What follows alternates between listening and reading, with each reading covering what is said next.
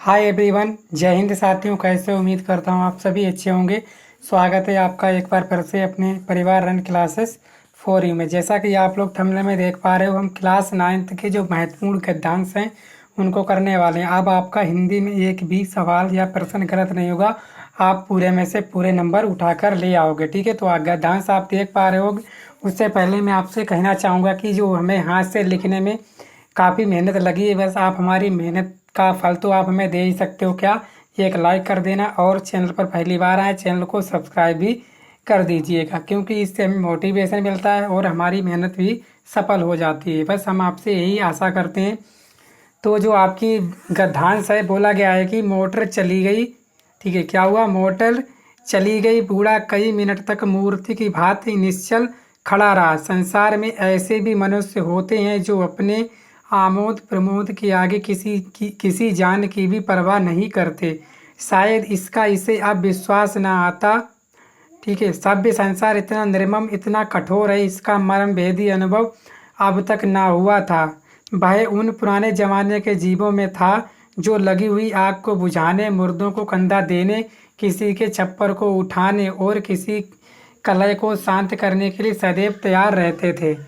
तो इसमें जो है बताया गया है कि आपका पाठ का तो नाम है क्या, मंत्र, और इसके लेखक जो हैं मुंशी प्रेमचंद जी हैं।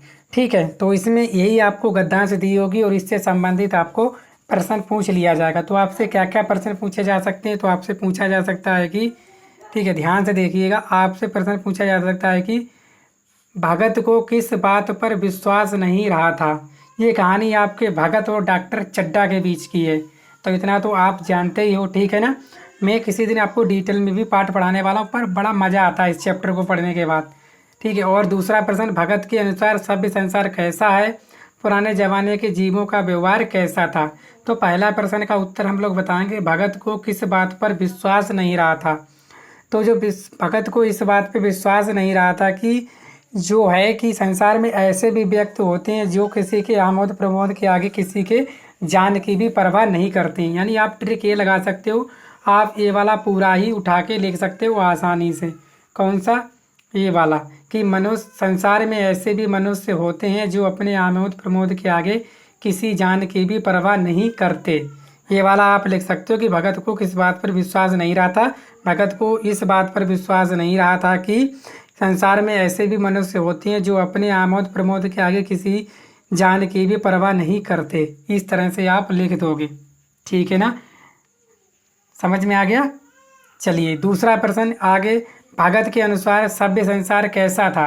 तो भगत के अनुसार जो सभ्य संसार था, इतना निर्मम, इतना कठोर, ये था। क्या था? भगत के अनुसार सभ्य संसार अत्यधिक निर्मम, कठोर और मर्म में भेदी है। ये वाला आंसर हो जाएगा आपका। क्या सभ्य संसार इतना निर्मम और कठोर और मर्म भेदी है, ये आप लिख दोगे, आंसर आपका प्रश्न में ही छुपा हुआ मिल जाएगा। आगे मैं आपको बताऊंगा कि कैसे आपको लिखना। पुराने ज़माने के जीवों का व्यवहार कैसा था। तो पुराने ज़माने जीवों का व्यवहार था जो लगी हुई आग को बुझाने और मुर्दों को कंधा देने, किसी के छप्पर उठाने और किसी कला को शांत करने के लिए सदैव तैयार रहते थे। तो ऐसा था आपके पुराने ज़माने के जीवों का व्यवहार। तो भगत को किस बात पर विश्वास नहीं रहा था, तो इसका आंसर मैं आपको अभी दिखा देता हूँ। ठीक है, देख लीजिएगा आगे इस तरह से। ठीक है, तो भगत को इस बात पर विश्वास नहीं हो रहा था कि संसार में ऐसे भी लोग हैं जो आमोद प्रमोद के आगे किसी जान की भी परवाह नहीं करते हैं। बिल्कुल सही बताया हमने और यही आपका राइट आंसर हो जाएगा। दूसरा प्रश्न, भगत के अनुसार सभ्य संसार कैसा था। तो हमने अभी आपको बताया था कि भगत के अनुसार सभ्य संसार अत्यधिक निर्मम, कठोर और मर्म भेदी है। तीसरा क्या था? पुराने जमाने के जीवों का व्यवहार कैसा था। तो ये वाला राइट आंसर हो जाएगा। पुराने जमाने के जीवों का व्यवहार कैसा था? पे लगी हुई आग को बुझाने, मुर्दों को कंधा देने, किसी का छप्पर उठाने और किसी की कला को शांत करने के लिए सदैव तैयार रहते थे। तो समझ में आ गया कि पुराने ज़माने के जीवों का व्यवहार ऐसा था कि वे लगी हुई आग को बुझाने, मुर्दों को कंधा देने, किसी का छप्पर उठाने और किसी की कला को शांत करने के लिए सदैव तैयार रहते थे। तो उम्मीद करता हूँ आप लोग सभी प्रश्नों को आसानी से कर पाए होंगे।